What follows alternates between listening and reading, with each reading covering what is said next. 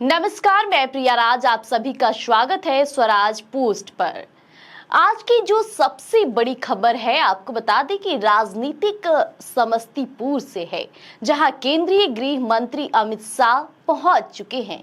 ऐसे में सराय रंजन स्थित इंजीनियरिंग कॉलेज में वे भाजपा नेताओं और कार्यकर्ताओं के साथ अहम बैठक कर रहे हैं। इस बैठक में सिर्फ समस्तीपुर ही नहीं बल्कि मधुबनी, झंझारपुर, बेगूसराय और खगड़िया समेत 8 जिलों के नेता और साथ ही साथ कार्यकर्ता भी शामिल है। अब अमित शाह का यह दौरा बिहार विधानसभा चुनाव 2025 की रणनीति से सीधे जुड़ा हुआ है, क्योंकि कल पटना में भी भाजपा प्रवासी प्रभारी की बैठक में शाह ने नेताओं को जीत का नया मंत्र भी दिया है, जहां ट्रिपल एम यानी कि महिला, मोदी और मंदिर। महिला क्यों? क्योंकि शाह ने ये कहा कि हर महिला परिवार की केंद्र बिंदु होती है, इसलिए भाजपा कार्यकर्ताओं को चाहिए कि वे हर घर की महिलाओं से संवाद करें, योजनाओं और सरकार की उपलब्धियों को साझा करें। मोदी इसलिए क्योंकि प्रधानमंत्री नरेंद्र मोदी का नाम और उनके नेतृत्व में हुए विकास कार्य भाजपा की सबसे बड़ी ताकत है। अब साफ संदेश भी दिए कि हर वोटर तक मोदी सरकार की योजनाओं और कामों को पहुंचाना ही असली जीत की पूंजी है। और मंदिर इसलिए क्योंकि आस्था और सांस्कृतिक जुड़ाव, राम मंदिर निर्माण से लेकर देश भर में हो रहे धार्मिक और सांस्कृतिक कामों को लोगों तक पहुंचाना भाजपा की रणनीति का अहम हिस्सा होगा। इतना ही नहीं, आपको बता दें कि पटना की बैठक में शाह ने यह भी साफ कहा कि 2025 के चुनाव में 225 सीटों पर जीत का है और इस लक्ष्य तक पहुंचने के लिए हर सीट पर कम से कम 225 बार जनसंपर्क करना होगा।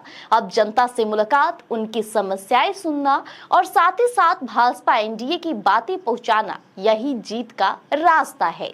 ऐसे में अमित शाह ने नेताओं को ये भी याद दिलाया कि जाति, धर्म या विचारधारा से ऊपर उठकर अब जनता से जुड़ने का मौका है, क्योंकि उनका संदेश बिल्कुल स्पष्ट है कि चुनाव में सिर्फ एक ही ध्येय होना चाहिए और वो है 225 सीटों की जीत। ऐसे में समस्तीपुर की बैठक के जरिए अमित शाह बिहार भाजपा में एक बार फिर से चुनावी जोश भर रहे हैं।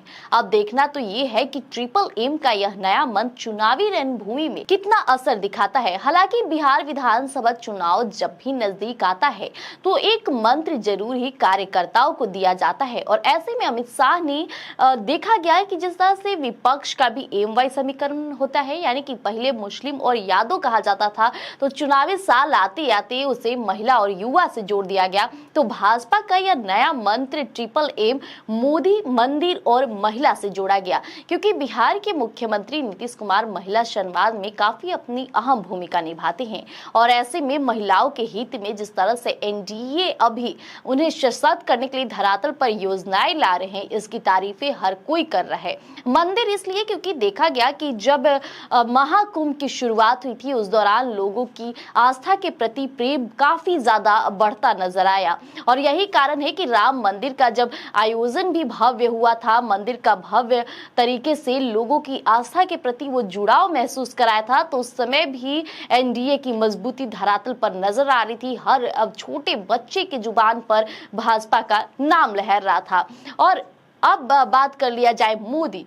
हालांकि मोदी ने बिहार को इज्जत दिलाने का भी कार्य किया है, क्योंकि कई बार देखा जाता है कि लोगों की ही जुबान पर ये बातें रहती है कि पहले हम दूसरे राज्य जाते थे या कहीं ना कहीं भारत से आउट ऑफ इंडिया जब जाते थे घूमने कहीं, तो वहां पे बिहारियों को लेकर एक अलग अवधारणा उनके मन में थी, लेकिन आज उसमें बदलाव हुए हैं। तो उसका कारण कहीं ना कहीं मोदी को माना जाता है। यही कारण है कि इस बार भाजपा ट्रिपल एम के जरिए धरातल पर उतर रहा है। अब देखना तो होगा कि ये ट्रिपल एम कितना काम फिर से आता है। तब तक के लिए हमारे साथ बने रहिएगा स्वराज पोस्ट पर। धन्यवाद।